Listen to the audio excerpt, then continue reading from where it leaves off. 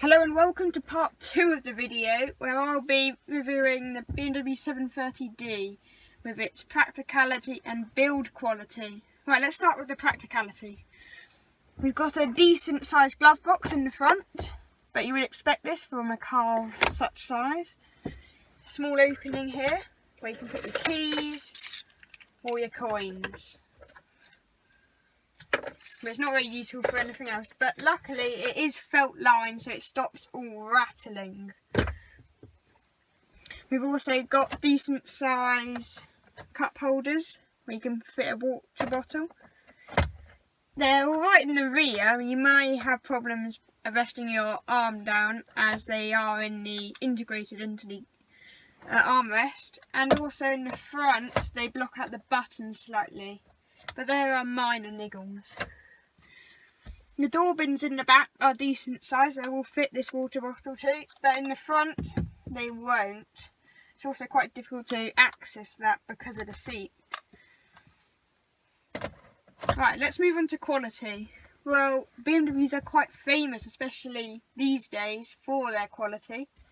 This car has reasonable quality, however it's not as good as you might expect. Some places there are some cheap plasticky bits, especially down the sides. In the rear there's some beside the seat which aren't particularly nice either.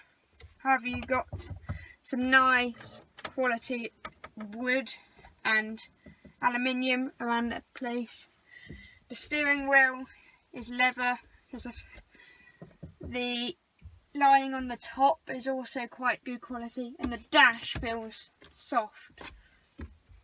The seats are fully leather and comfortable too, especially the headrests, and that's all to confirm about the quality.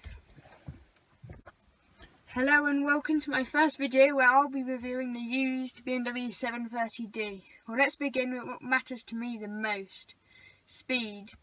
Well, up front we've got a 3-litre straight-six diesel engine in its most popular and entry-level version. Either way, it doesn't lack in oomph. It may have a near makes no difference the same power as the equivalent S-Class, but it tackles acceleration much more briskly. It does the sprint in around 6 seconds. This is partly due to being much lighter than the equivalent S-Class, but if you want more oomph, there is a 6-litre 760 Li with a V12 engine, which will do the sprint in around 4.5 seconds, but it is much thirstier and is not the wise choice. Where it also beats its rivals is in its used prices. A 2014 model can cost less than £15,000 with around under 50,000 miles. The equivalent S350D will cost around £19,000, and an A8 will cost around £17,000 in the same trim.